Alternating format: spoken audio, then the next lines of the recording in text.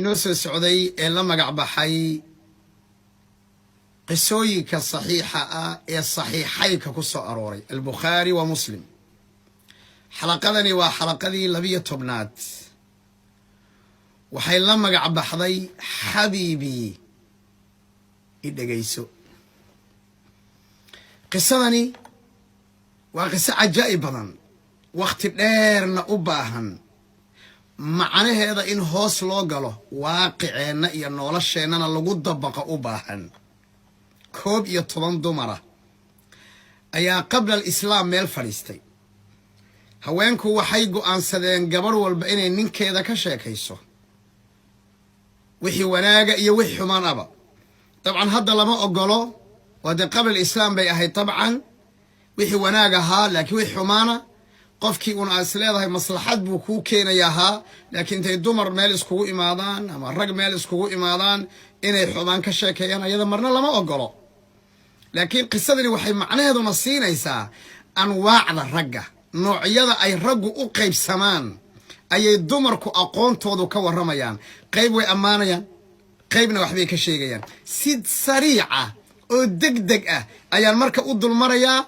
uhibbukum fillah waxaan u bixiyay qisadani xabiibi idagayso waayo ragii ayaa laga kari laayahay war fariista oo dumarkiina dhageysta humuumta dumarka dhageysta dhawaqa dumarka dhageysta calaacalka dhageysta waxay tabanayso dhageyso way daalantahay dhageyso waa umule dhageyso la qaybso ilinta ka masax la fariiso وقت السي تاوي مدة ما أنت بعد ما قال الرهادين وامدا نبينا صلى الله عليه وسلم أو قدوة أو أنقض ضيرينه هو يدين عائشة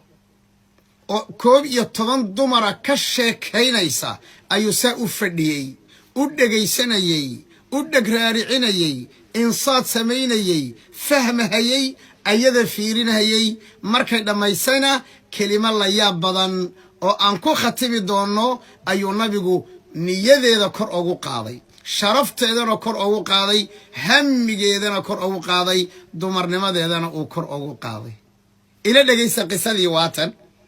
hooyadana Aisha waxay leedahay radiyallahu ta'ala anha wa ardaaha koob iyo 10 dumara ayaa meel fadhiistay waxayna ku ballameen go'aanna ku qaateen inayna ragooda wixii akhbaartooda ku saabsan wanaag iyo xumaanba inayna qarinin tii koobaad baa bilowday calaacal bayna ku bilowday waxayna tiri ninkaygu waa sidii neef geela oo caata ah oo weyd ah oo intii la qalay hilibkiisa la saaray buur aad iyo aad u dheer ayaa ninkayga ku tilmaamayaa bay leedahay oo haddii buurtaa la koro ma sahlano oo dhib baad kala kulmi haddii la kori haddii aad iska kortood iska rafaadana waxaad u tegaysaa ayay leedahay hilib caata ah oo seeda abaad u tegaysaa gabadhaan waxay leedahay ninkayga meel aan laga qaatay lama arka bay leedahay ragana qayb noocaas ah baa jira raga qayb noocaas ah oo riti caata ah oo weyda oo meel la saaray ayaa jira tii labaad waxay tiri ninkayga warkiisa maba faafin hayo inaan ka aamusaa iiroon haddaan sa afka kala qaado gudaha waxa ku jira iyo waxa banaanka ku jiraba banaanka keenaya ayadana waxay tilmaamaysaa ninkeedu inuu yahay nin aan wanaagsanayn tii saddexaad baa waxay tiri ninkaygu waa nin doqon ah iska baxay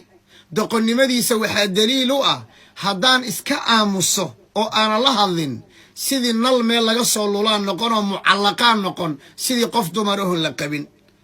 haddii aan hadlo soo ma aha dalqada dusha iga saaran ragga nooca qaarba waan ku furayaa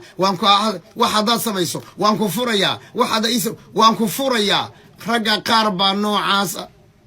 haddaan aamusana sidii nal meel ka soo laalaado kale tii afraad waxay tiri anigu waa ka duwan yahay ninkaygu nimankiina waa dooxo waa meel barwaaqo ah ninkaygu mana kululo ninkaygu mana qaboobo ninkayga anigu kama baqo محل إذا قرقضنا معها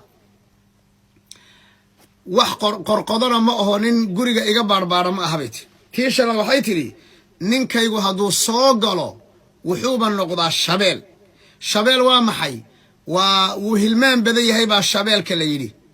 ama uu hurdo badan yahay baa la yiri intaba waa la sheegaa ama uu galma badan yahay uu jimaac badan yahay inta waa la sheegaa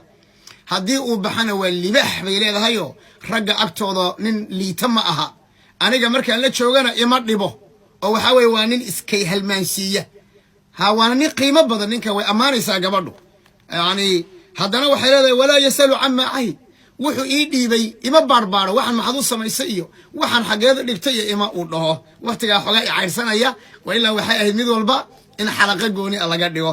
tii todoba lixaad ba waxay tiri ninkaygu